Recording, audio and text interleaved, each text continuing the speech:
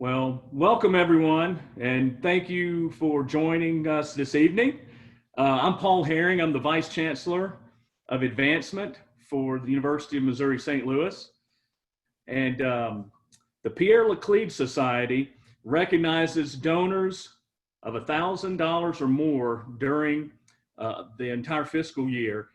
We so much appreciate all of your support in helping us transform the lives of UMSL students through scholarships, emergency funds, special programming, and more.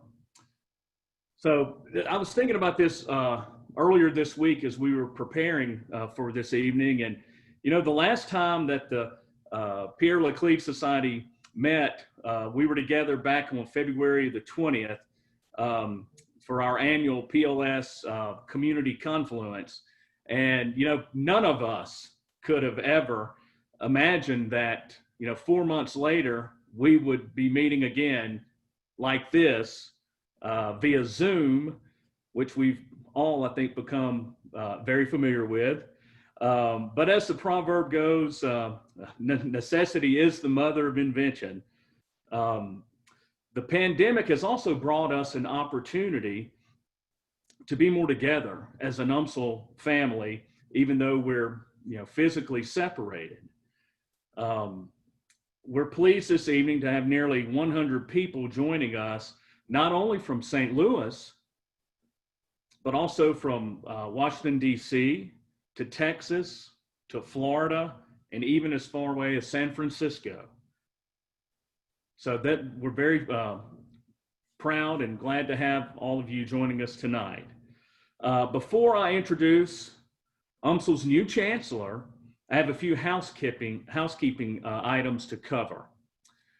For technical support, so we have someone on standby if you have Zoom technical difficulties. The email is on your screen here. It's executiveevents@umsl.edu.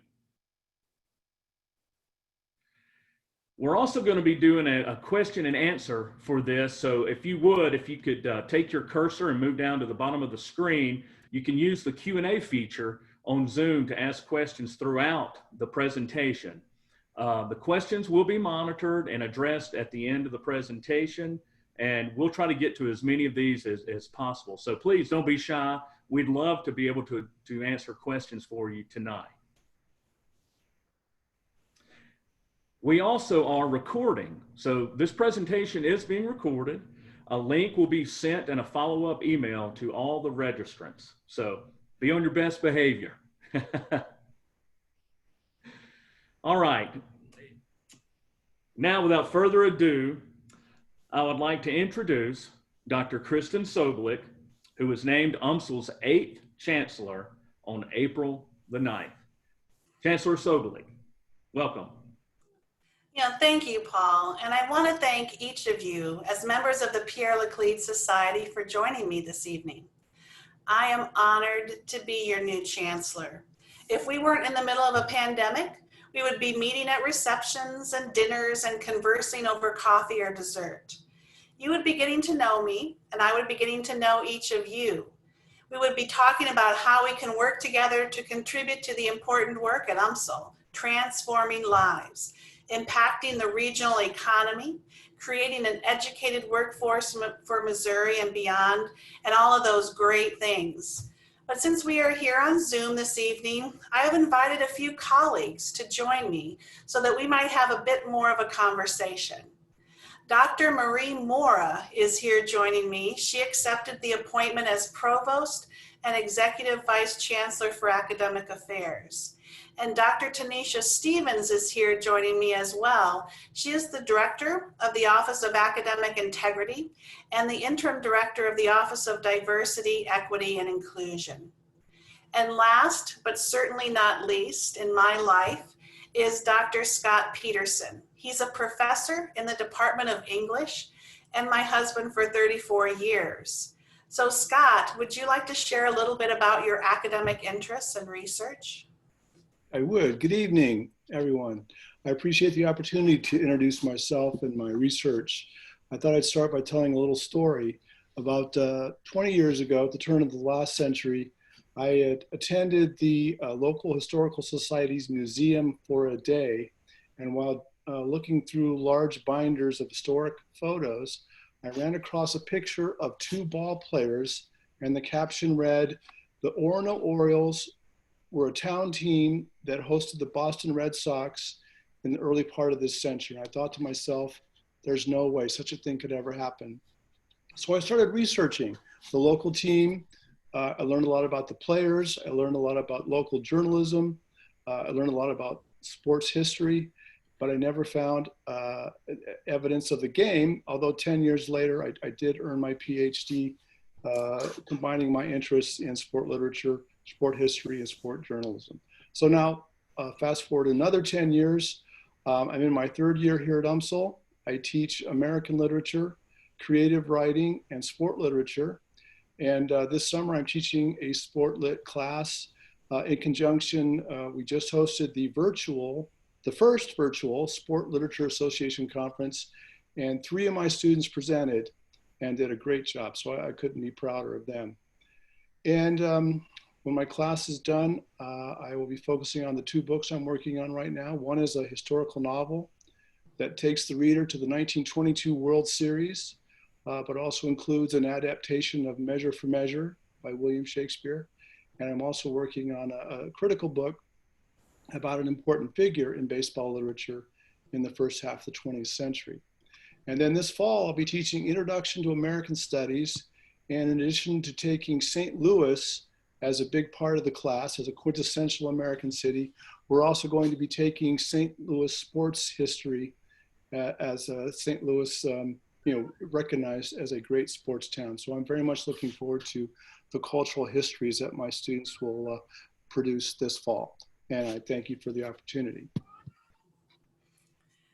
Scott and I have spent our lives in higher education, and I want to share a little bit about my background and our family before talking specifically about UMSL. So I think if we can start the slideshow, Laura, that would be great. We can go to the second slide.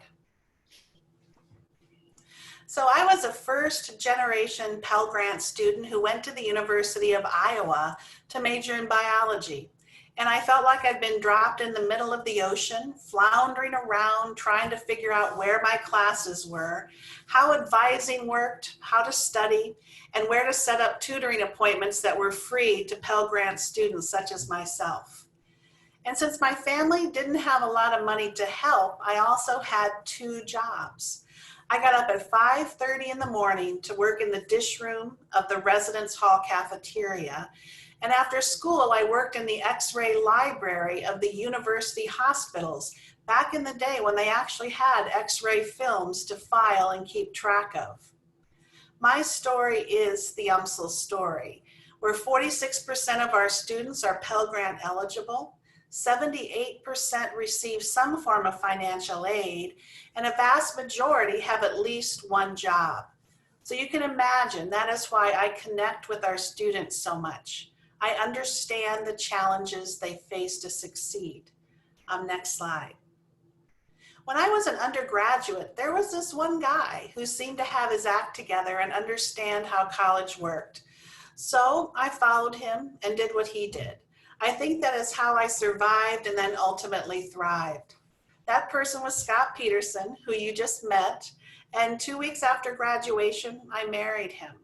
We now have 4 children and have been together 34 years. We just had our anniversary last month. Next slide. Now, after the University of Iowa, Scott and I enrolled at Texas A&M University, where I earned a master's and PhD in anthropology, and where our first child was born while I was writing my dissertation. I understand what it takes to juggle dependents, jobs, and school. And we are happy to have experienced Texas life, Texas barbecue, and field work in Big Bend National Park out in West Texas, one of the most beautiful spots on earth. Now, Paul Herring is there right now experiencing those beautiful sunsets out in West Texas. Following graduation, I accepted a tenure-track interdisciplinary position at the University of Maine in the Department of Anthropology and the world-renowned Climate Change Institute, a research powerhouse that generates $10 to $18 million in annual research expenditures. I was the first woman scientist hired into the Institute and advanced from assistant to associate to full professor, and also became the associate director of the Institute. Next slide, Laura. Now, as a researcher and scholar, I combine my background in biology and anthropology to help originate and develop the fields of archaeobiology and paleonutrition, with over 100 books, publications, and presentations, and millions of dollars of funding. I enjoyed being in the field, from the southwestern United States deserts, the mountains of Big Bend National Park, the caverns of Mammoth Cave, the largest cave system in the world, and the shell middens along the coast of Maine. And I loved leading teams of students, engaging with them in research exploration and the generation of knowledge, and conducting my own research.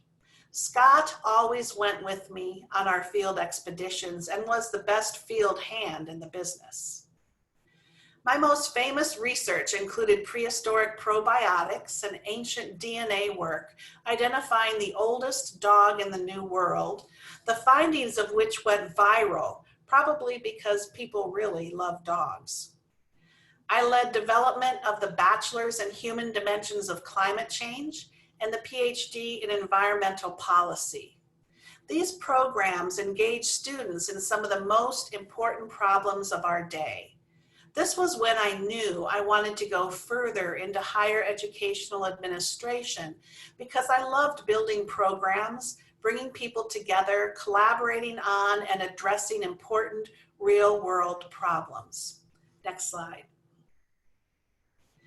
Now, 7 years ago, I accepted a position as Dean of the College of Liberal Arts at Wright State University, a public urban research university in the Dayton region with similar student demographics as UMSL.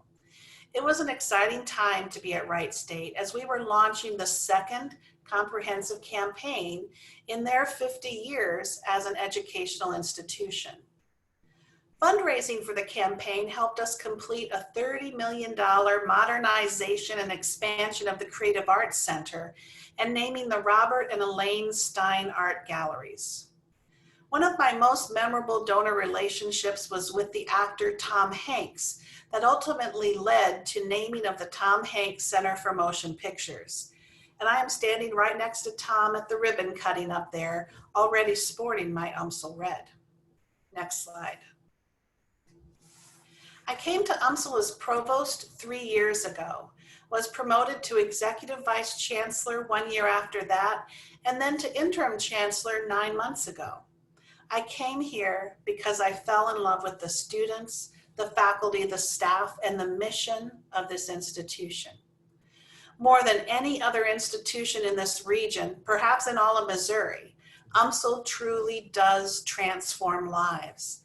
And in fact, it is through institutions such as UMSL, with its deep roots of inclusion and diversity, that I see the greatest potential for positive change and growth for our state and nation. Next slide. We have accomplished a lot together in the past 3 years to ensure UMSL fulfills its potential as a leading urban metropolitan university, and as a beacon of hope, a force for good, and an agent for positive change. We have achieved a balanced budget over the past 3 years, and we now have a 5-year financial plan in place for institutional sustainability.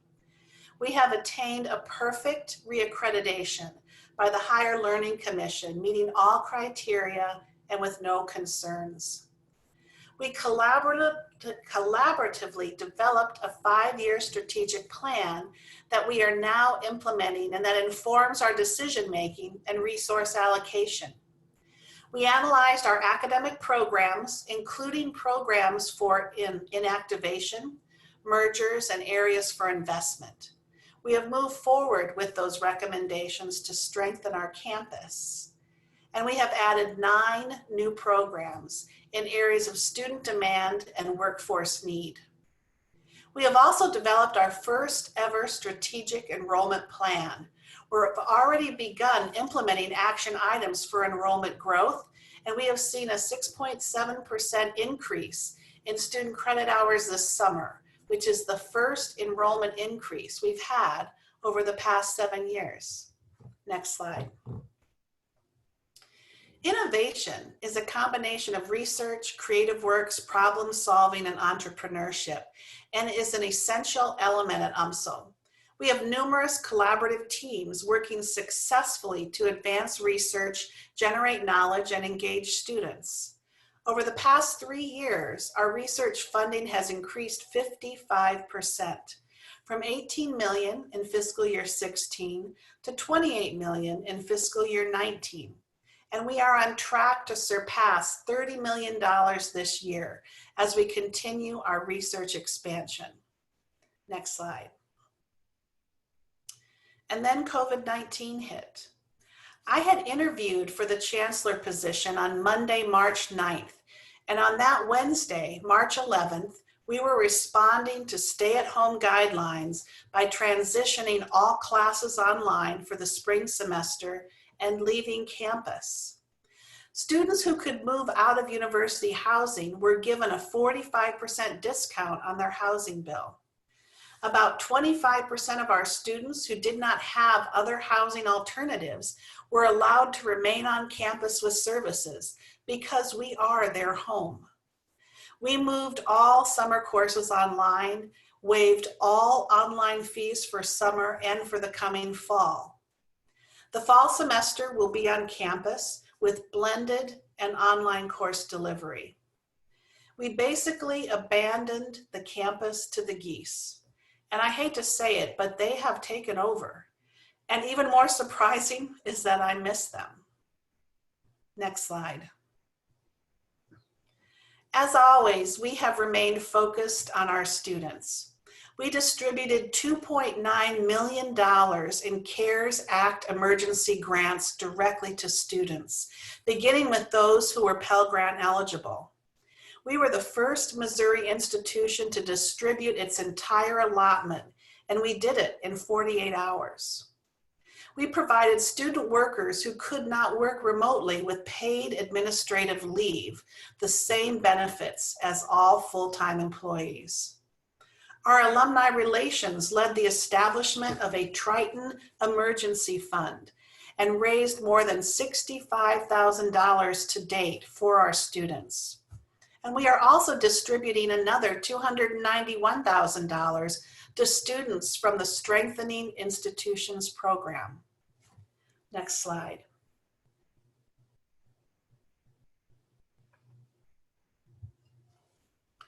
The global viral pandemic has laid bare the racial disparities in our society as Black members across the nation are contracting COVID more frequently, dying more frequently, and are impacted by the economic fallout more significantly. Many are calling this the dual pandemic, and it ultimately affects every single one of us and our ability to build a just and equitable society where all can thrive.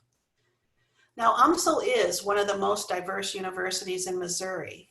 We continue to be a leader in our community, in the region, and across the state. And there are areas in which we can and will improve.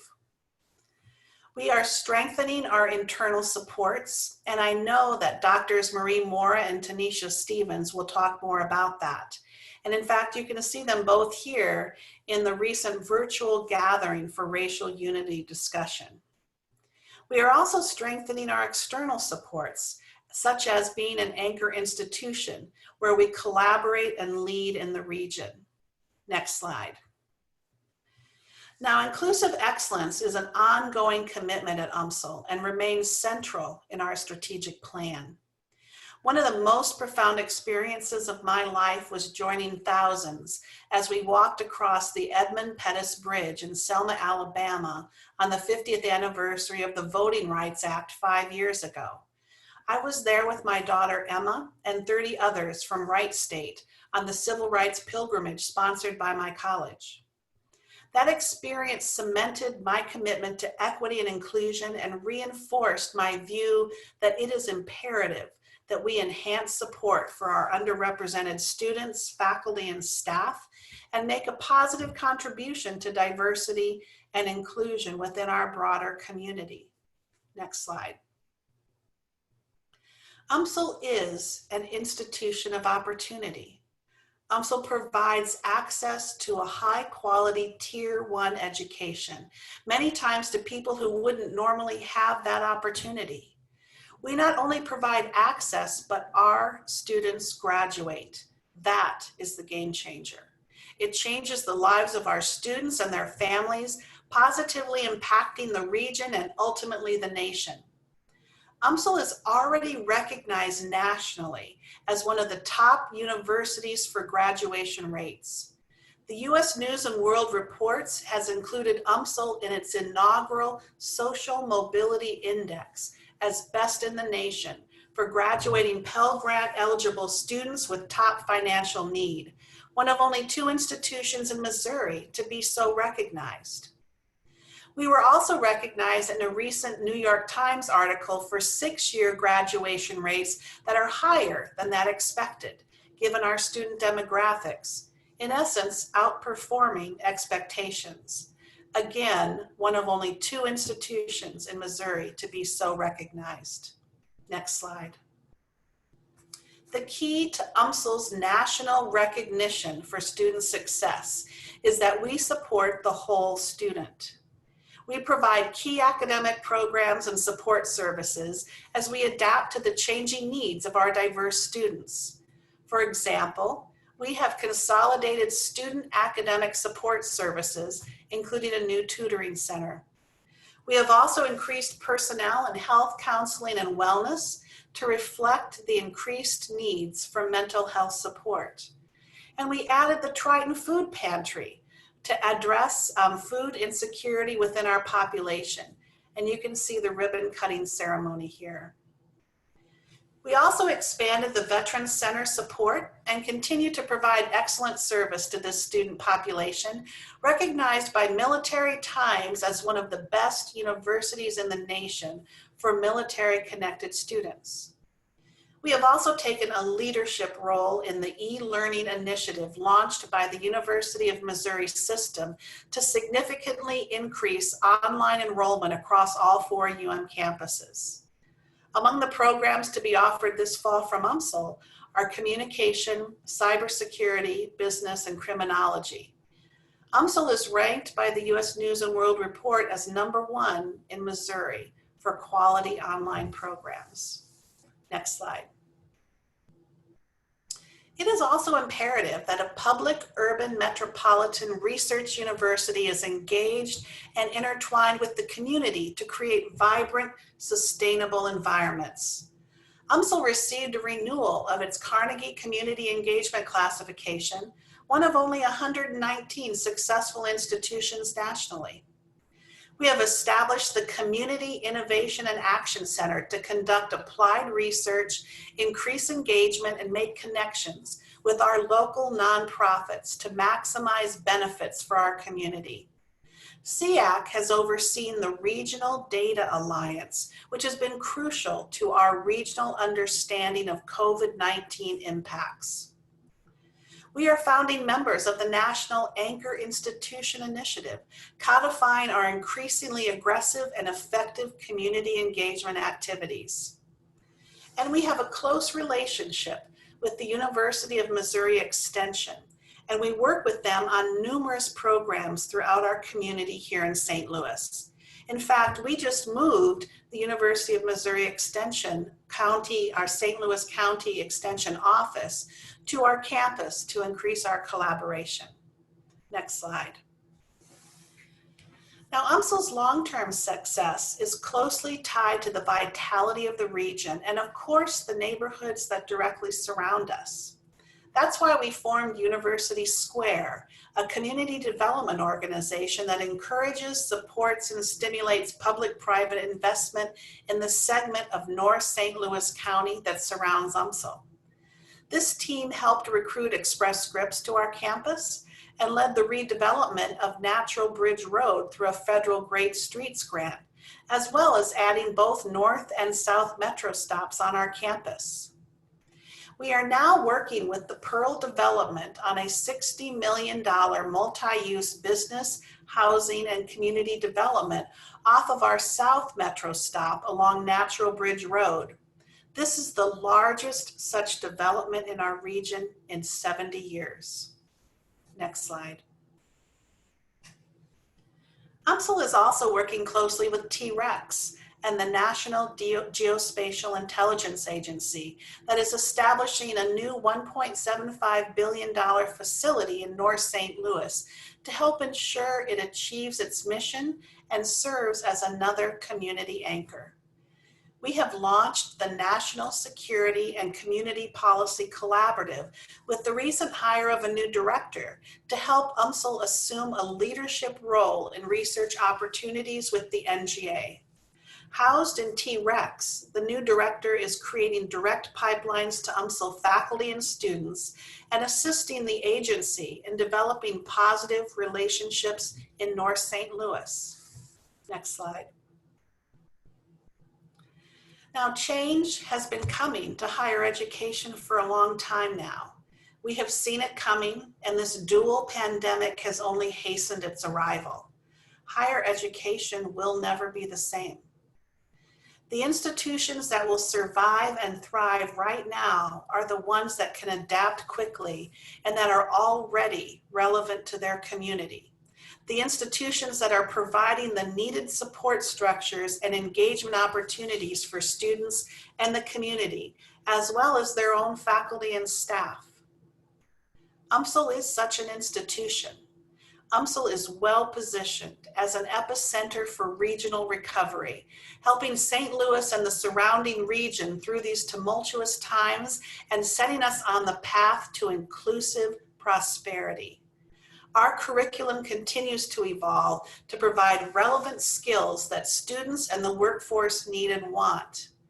We are continuing to engage with our corporate partners in ways that are useful to them. And our focus is always on being that game changer for our students and their families, providing opportunities for growth and advancement for everyone.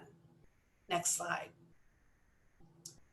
You know, I love serving as UMSL's Chief Ambassador, positively representing the university to our external constituents and engaging our alumni, donors, and friends with the university, including this great group of Pierre Laclede Society members here with us tonight. It is an exciting time to be at UMSL. Our donor base is coming to fruition as our numbers of alumni grow and succeed. I remember that first picture fondly that you see. That was back in the day when we could watch baseball at Busch Stadium. Soon again, I hope. That night was UMSL Alumni Night at the ballpark, and the person with us throwing out that first pitch was Marco Pipoli, our 100,000th graduate. In fact, I think we have our 50,000th graduate here tonight with us as well, Alicia Friedrichs. Thank you for coming tonight, Alicia. We are 57 years old as a university now. We are no longer the young upstart institution just getting its sea legs. We are one of only 4 public research universities in the state, universities that provide access to a high quality education from faculty who also conduct research and generate knowledge that ultimately provides the foundation for our success and economic growth as a state. We are ranked by US News and World Report as a Tier 1 institution, and our programs in criminology and criminal justice are ranked number 4 in the nation. Our doctorate in nursing practice program is ranked number 9 in the nation and number 1 in Missouri. Our business programs are ranked in the top 2% in the nation with dual accreditation and the highest pass rate on the CPA exam of any institution in the state. Our international business program is consistently ranked in the top 20 in the nation, and our cybersecurity programs are designated by the National Security and Department of Homeland Security as centers of excellence, one of only 3 institutions in the entire Midwest. Our College of Education produces the region's teachers, principals, and superintendents. And our College of Nursing produces the most nurses in the region. Our Harris World Ecology Center is ranked the best in the world. Our advancement group has just won a National CASE Award for fundraising. We are on the verge of announcing the largest gift in our university's history, and we proudly support our St. Louis Public Radio, who provides excellent and dependable news. We transform the lives of St. Louis residents. Most of our students come from the St. Louis region and stay here. The University of Missouri St. Louis is taking our place as the public research institution in the region with increased visibility and vitality. With over 75,000 alumni living and working in St. Louis, we are the educational leader and workforce driver for the region. Thank you. So I want to introduce our provost, Marie Mora. In April, and on the recommendation of a campus vetting committee, Marie Mora was appointed provost and executive vice chancellor for academic affairs here at UMSL. I can tell you that has been the best decision I've made in my short career as a chancellor. I recruited Marie to UMSL in 2019 to be my associate provost in charge of strategic planning, assessment, and accreditation, as well as programs and curriculum. She's also been a key partner of mine in ongoing diversity and equity initiatives, faculty engagement, development, and academic personnel matters. And as I hope she shares in her upcoming remarks, Marie is a nationally recognized labor economist whose expertise has been sought by national and international media, as well as policymakers at the highest levels of government. She's a rock star, and we are lucky she chose UMSL.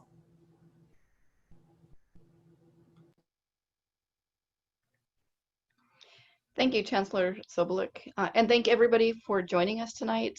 This is a very exciting evening, although it is a little quiet, so that's always a little bit of an odd thing when you have talks and you're not able to directly interact with the audience, at least see them live.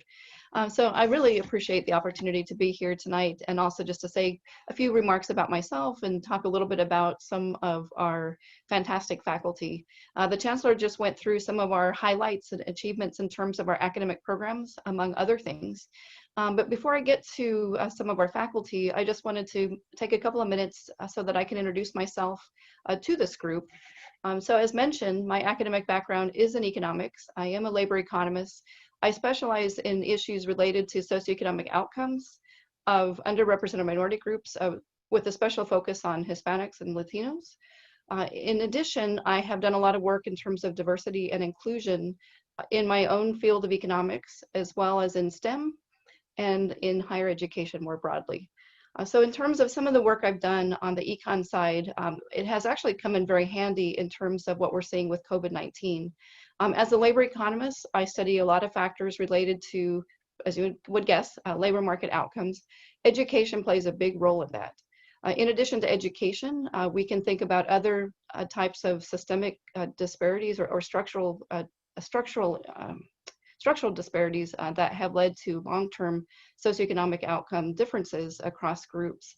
As a result, I have been talking about some of the research I've done with respect to how we are seeing COVID-19 disproportionately impact Blacks as well as Hispanic and Latino workers.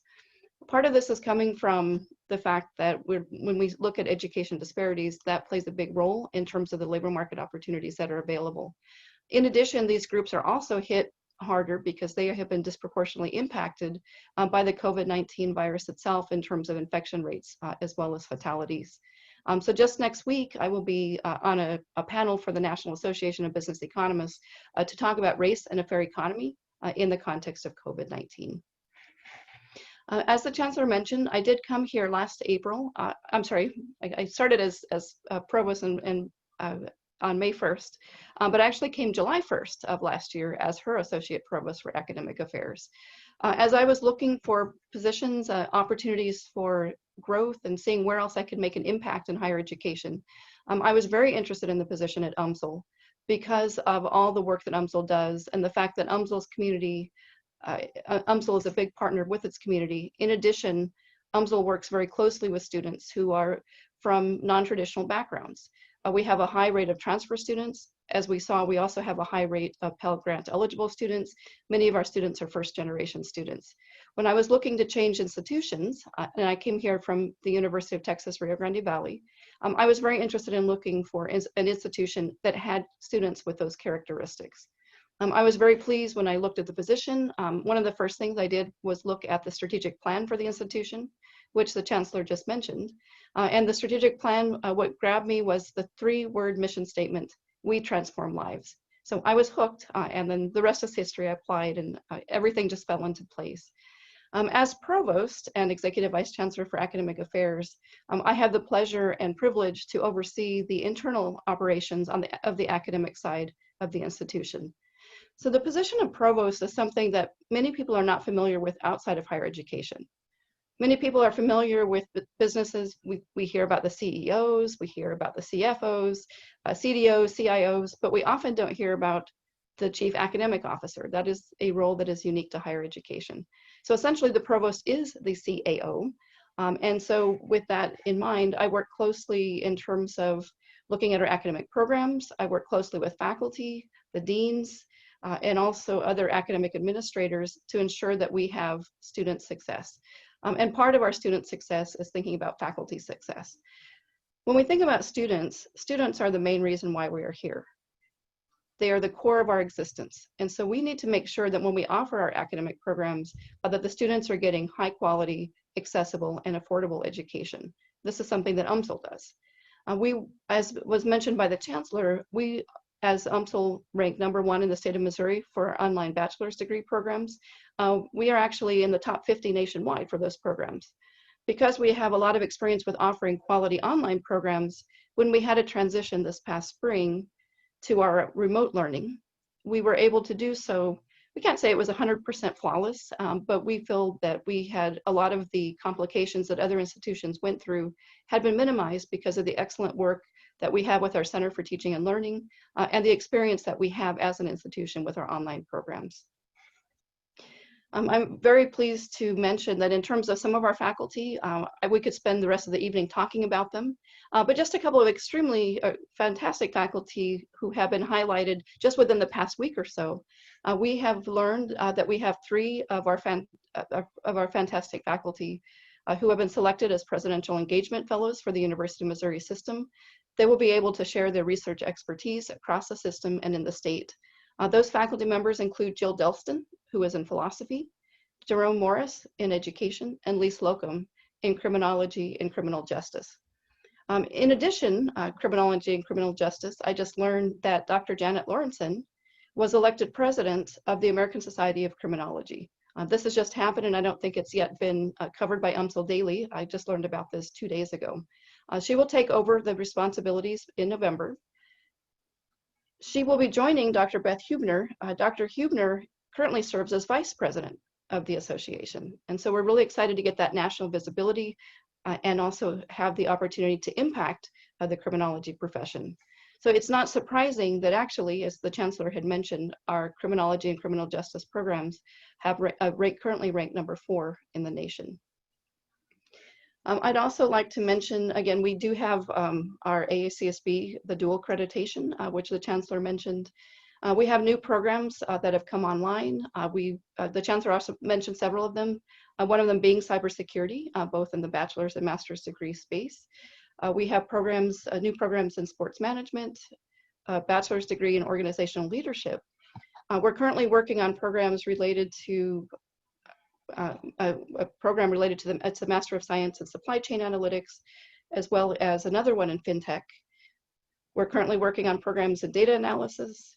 So we are excited with the timeliness of the programs that we're working on to meet the workforce demands of Missouri, especially during this time of transition. I know that some people have asked questions regarding what the plans are for the fall. Certainly COVID-19 has created a lot of uncertainty as we are preparing for the fall. With that said, because we don't know what the future holds, as the Chancellor mentioned, our fall plans are that we will be open. However, we will have a lot of our classes online, which is not surprising because, again, we do have a lot of high quality online programs. For the classes that will be meeting in person, they will be in a blended format, which means some of the time the classes will be meeting on campus, and then for part of the time the classes will be meeting in some remote fashion. We feel that the blended format will allow us to quickly pivot if we have to go back to a fully remote instruction. To prepare our faculty to make sure that we don't lose a beat in terms of the quality of our online programs, we have been offering this summer a resilient course design program for our faculty, where faculty are learning about how to be adaptive, how to build an adaptive syllabus in the event that we have to make this quick transition. I'm very excited to be here at UMSL, and I'm very excited to participate also in the question and answer session coming up. But I will go ahead and turn over the floor at this point to Dr. Tanisha Stevens, who, as the Chancellor mentioned, is our interim Chief Diversity Officer and is also the Director of our Office of Academic Integrity.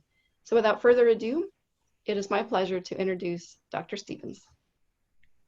Thank you, Provost Mora, and thank you, Chancellor Sobolik, for inviting me to be a part of the conversation this evening. I am Tanisha Stevens, Interim Director of the Office of Diversity, Equity, and Inclusion. I've been here at the institution for over 16 years, and I also serve as the Director of our Office of Academic Integrity, where I'm responsible for the investigations of our academic misconduct violations of students, as well as equity-based concerns and complaints from staff, faculty, and students.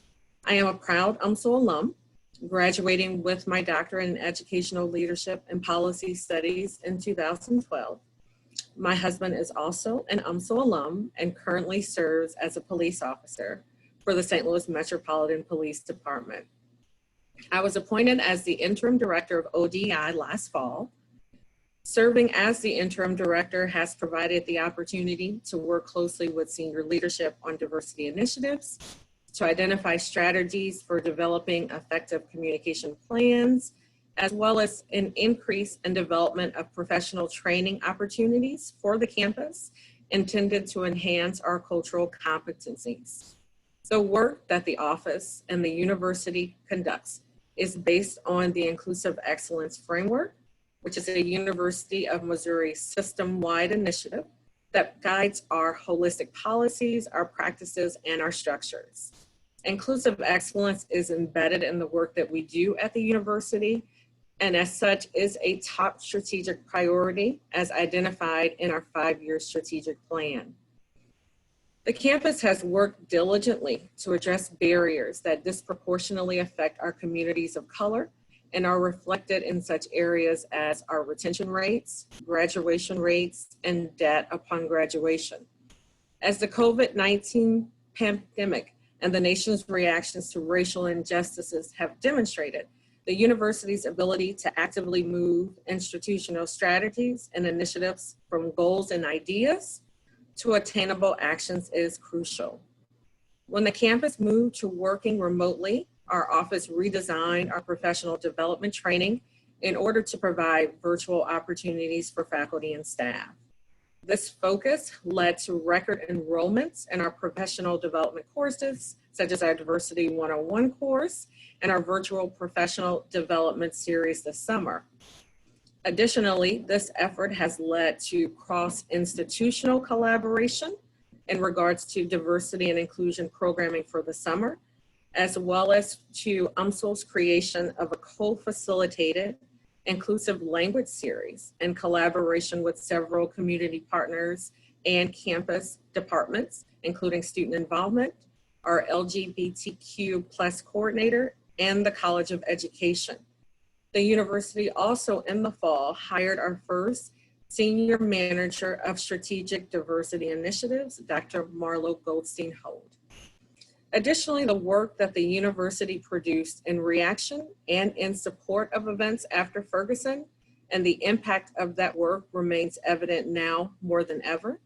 In the wake of the deaths of George Floyd, Breonna Taylor, and others, ODEI moved to not only provide a statement in support of the collective outrage, but also created the university's first virtual gathering for racial unity, which was a facilitated discussion with panelists that represent the campus community, our student, faculty, staff, administrators, and alums. The gathering, which was held last Thursday, June 18th, had over 200 registered attendees and is the first of many facilitated conversations to come.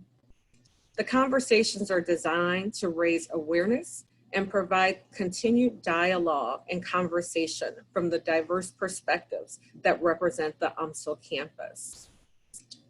We're also connecting with our community partners, for example, Tabari Coleman with the Anti-Defamation League, to provide virtual Commit to Success workshops for students under Multicultural Student Services this summer, as well as programming for faculty and staff in the fall. Within our broader community, we're also piloted an engagement program to offer free diversity and inclusion training for organizations within our region. The first of those trainings began earlier this month and was entitled Recognizing and Speaking Up Against Unintentional Racism. It is important that ODEI expands our curriculum and focus to be responsive to our current context, as well as the needs of the campus community and the larger community that we serve. Additionally, UMSL recently hosted Ameren's Diversity, Equity, and Inclusion Leadership Summit, The Courage to Live Your Values, which was held virtually in the Two Hill Performing Arts Center. And for the third year in a row, we co-sponsor the St. Louis Equity Summit along with Focus St. Louis. Part of the DNA at UMSL is continuing the work. In addition to our professional development and increased training opportunities, we are also partnering with enrollment management to increase our presence and visibility in campus recruitment and retention efforts for students, because we know inclusion begins prior to an individual coming to campus. We're also working with Provost Mora and Human Resources regarding revisiting and looking at our search committee processes for academic and non-academic positions, training for members who will serve on search committees, as well as developing annual reports. We want to showcase and highlight our campus community's commitment to institutional and individual collective efforts for the promotion of diversity, equity, and inclusion. We also want to make sure that our office and the university devotes practices and procedures that are based on ethics and integrity, transparency in our processes, to student success, as well as in promoting an inclusive campus environment. And so I am excited about this new opportunity, as well as the new initiatives that are being developed by the Office of Diversity, Equity, and Inclusion, and will continue to serve UMSL as we move towards inclusive excellence collectively. Thank you. Thank you, Dr. Stevens, Dr. Mora, Dr. Sobolik, and Dr. Peterson for sharing a bit about yourselves and your passion for your work at UMSL.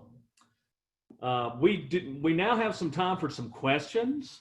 As a reminder, there is a Q&A button at the bottom of your screen, and it will work, and we will work through as many as we can possibly get to, being respectful of your time as well. I do have some questions that have come through. Let's see here. And this is, well, I've got a couple for Dr. Peterson. So this first one here, let's see.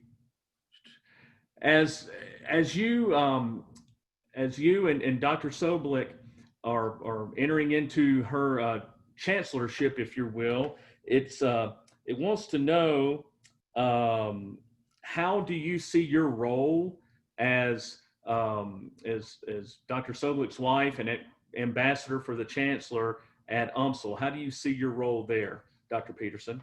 Well, Paul, I see myself as obviously providing support for Kristin at home and on campus. I also see myself providing her with a gentle reminder of what it's like to be in the classroom. Just a little, reminder of that part of the job. That's kind of my major function, I think, those two right there. Right. Great. Do I get to answer that too? Sure, go right ahead. Absolutely. What his role is? Yes. You tell. I want to say that it's really great to have a partner who understands higher education. And so when I talk about things in general, about what's going on, he gets it. And I think he does. He does remind me early and often about, what's going on and what people are thinking. I mean, he's teaching. He teaches Mondays and Wednesday nights, and he's, teaching remotely. And he so reminds me, here's what's working and here's what isn't working. And he also fixes me breakfast every morning. So somebody's feeding me, which I am always eternally grateful for. So he's gotten, he is left-handed. For those of you who don't know, he's left-handed. So we call them left-handed omelets, and they're the best. And if this higher education gig doesn't work out for us, we're forming the left-handed omelet shop. I love it. That's great. Here's another question, Chancellor Sobolik, that has come in. Has the pandemic changed your vision for UMSL? That's a good question. Who said that question? Anyway, that is a good question. And well, the answer is no. UMSL's mission is very clear. We do transform lives, and we provide access to a high quality education for those who seek it. And now more so than ever, that mission is absolutely imperative for us to be able to make a difference in the world. And I want to put it on the world, because this is a global pandemic. And if we had more institutions that are like UMSL, that really care about making sure that everybody gets to the next stage in life, gets to where they want to go, then I think we wouldn't be in the situation that we're in. So no, it has, in fact, not only has it not changed it, it has really entrenched that we are absolutely on the right path. Great, thank you. I have a question here for Provost Mora. How will classes resume this fall? And what if the stay-at-home orders are reinstated? Yeah, thank you, Paul. That's an excellent question. And I think that's the million-dollar question people have been asking around the country. Some institutions have already canceled classes for the fall. Some are starting early, some are starting late. Our plan is actually to start as scheduled. And one of the things that I had mentioned is that we will be offering classes both online as well as in a blended format this fall semester. In the blended format, the idea is that faculty will be meeting with their classes in person for part of the time, but they will also have a remote component. With the remote component, the idea is that if we have to shift back to the remote, the fully remote instruction, if the stay-at-home orders get put back into place, the classes will be ready to go for that. Faculty, again, have been undertaking some training this summer to have these resilient courses. In addition, with respect to our in-person class meetings, we will be following CDC and local public health guidelines with respect to social distancing. We've been working very closely with the registrar's office, facilities, and also IT to see what is possible in terms of being able to deliver high quality instruction in person as well as the remote component. So for example, we have essentially the facilities people, they're literally going classroom by classroom to see what the layout of the rooms are, how the desks are arranged, how much space can be allocated to the faculty member. We wanted to make sure that when faculty and students are back on campus in the fall, that we will be able to stay safe and healthy, but back in person. Great, thank you for that. Chancellor Sobolik, here's a question for you. What keeps you up at night? or what's the biggest challenges facing UMSL today? Sure. The what keeps you up at night. So how much longer do we have today? A lot more keeps me up at night now, actually, than used to. You know, when I talked about my past and what I love doing, and it's making a difference in the world. And when you take a look at everything that's going on right now with the dual pandemic, there's a lot of difference that we need to have to be made in the world. And when you're in a leadership position and you actually have that access to be able to influence the future in a positive way, to truly help form and set strategy for the future. And there it is. We need to do things differently. We need to be much more inclusive. We need to absolutely provide more access for opportunity for more of our citizens. And to be able to be in a position to influence that, you know, what an opportunity, what an honor and a privilege. And frankly, I don't want to mess that up. I want to make sure that we lean in and we grab that and we make that difference and we live up to the ideals that we believe in, that we espouse in our strategic plan, and the type of an institution that we absolutely are. And we do more of that because, boy, the world needs more of that right now. Oh, great. That's awesome. Thank you. We've had quite a few come through here in the last couple of minutes on the question. So what are the most pressing financial needs for the university? Wow. And how can we best support UMSL? Is that to me, Paul? Well, yeah. It's a general question. I guess whoever wants to answer it. Sure, I'll start, and maybe people want to feed in as well. The most pressing needs for the university are support for our students. You know, our students, the average income of our family that our students come from is $34,000 a year.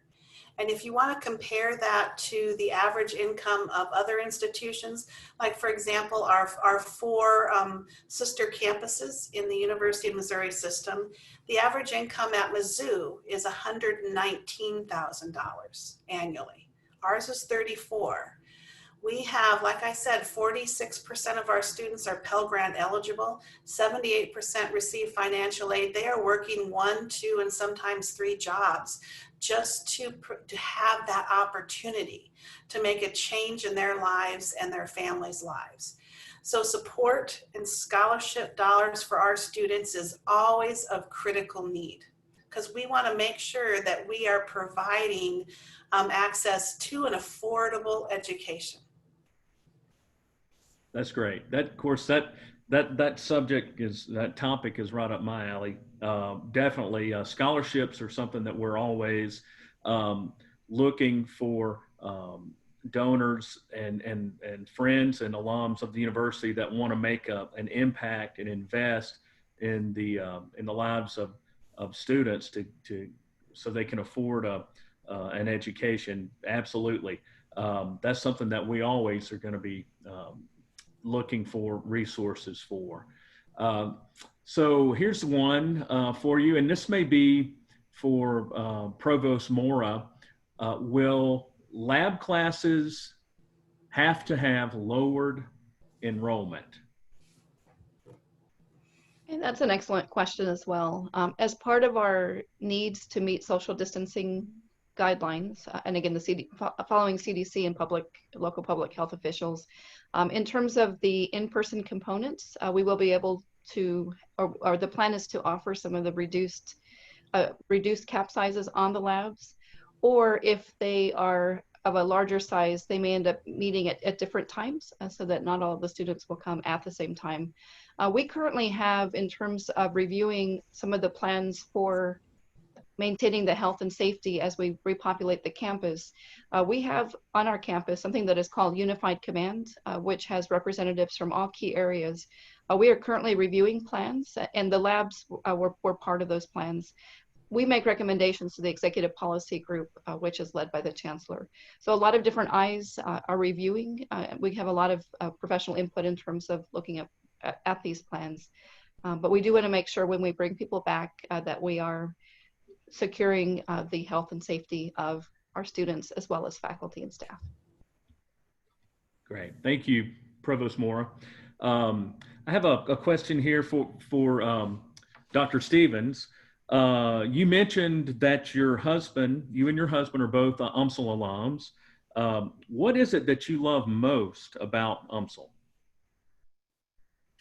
Good question. I think for me, what I love most about UMSL is our community, our ability to think very quickly and to not only think quickly, but think collaborative in our approach. Some of the things that we have been doing in the office and some of the things that are taking place across campus, that drive and that commitment that our faculty and staff and students have is something that I believe is a true characteristic of UMSL and something that we should be proud of. It's our ability to be collaborative and thoughtful in actions that we share.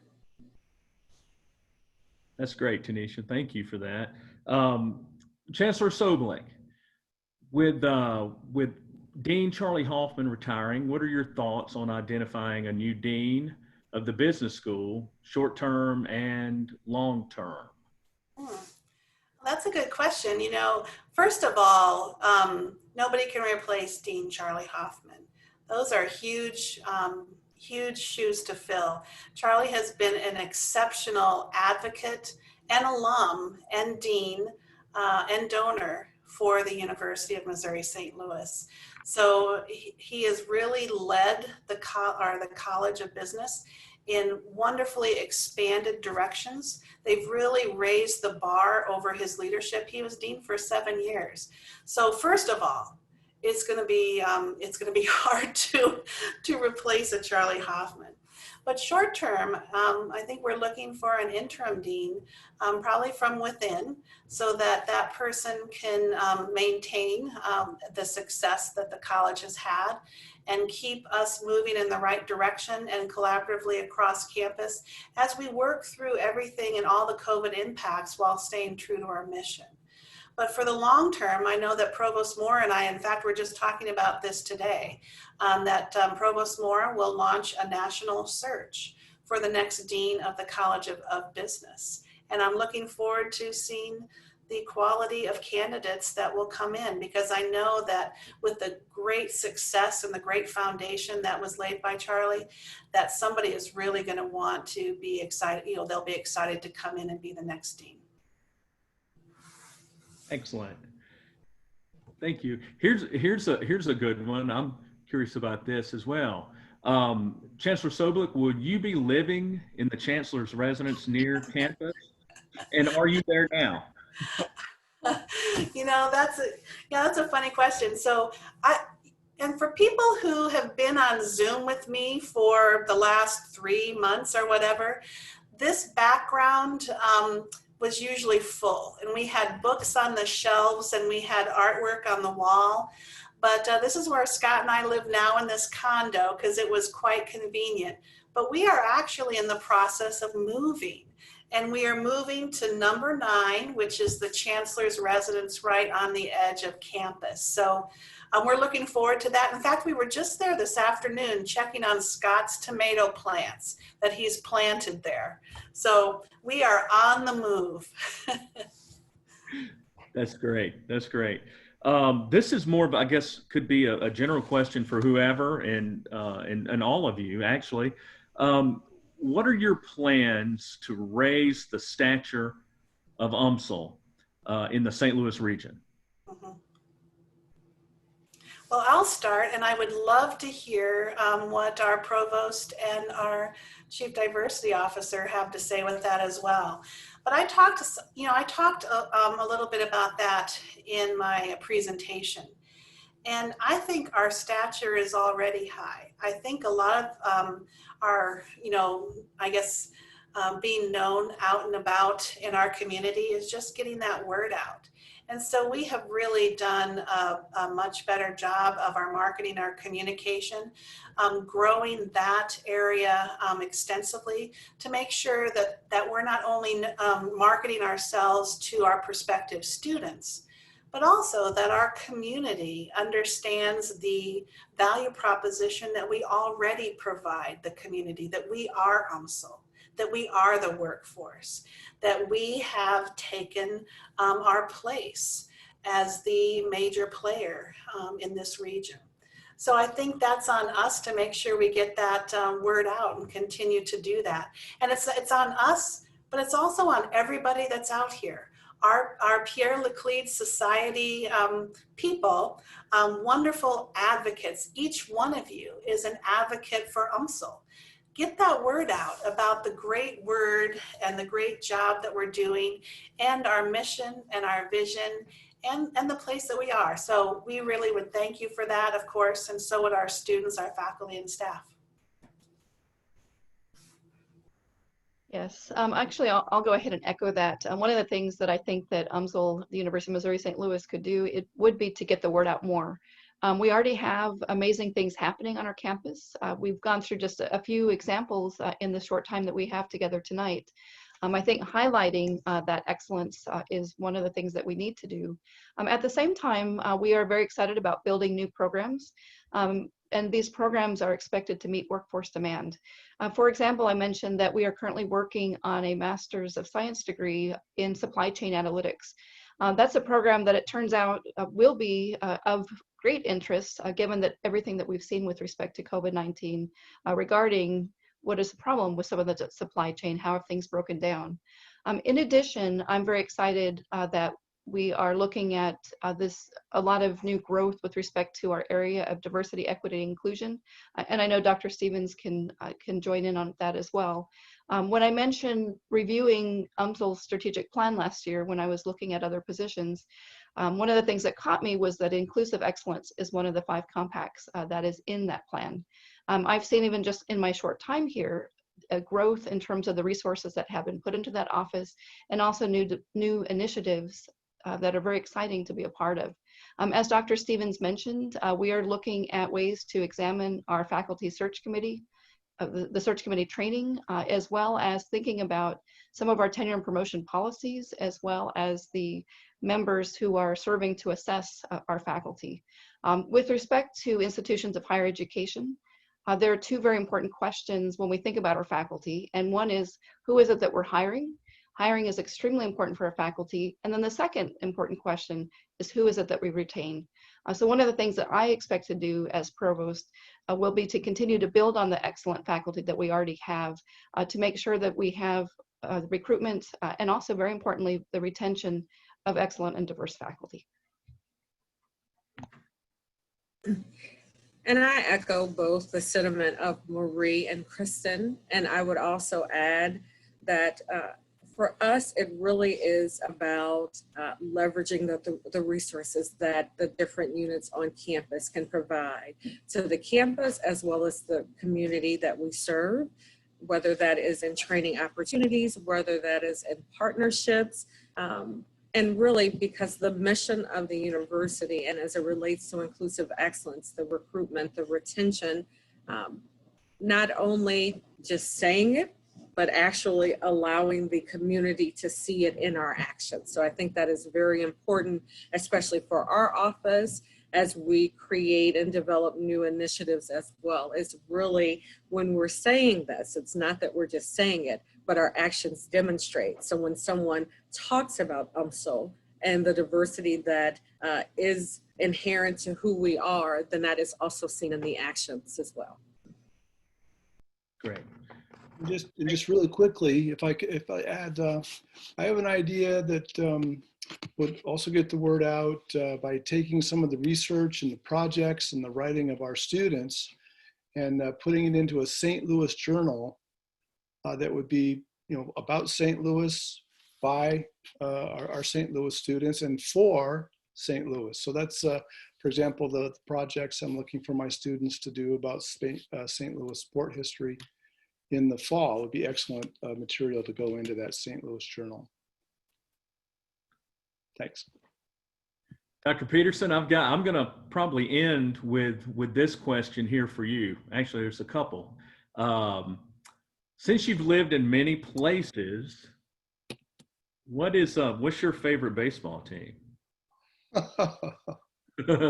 Might be a little loaded question there. That's very much a loaded question. I could tell you that one of my favorite teams is becoming the St. Louis Cardinals. How's that?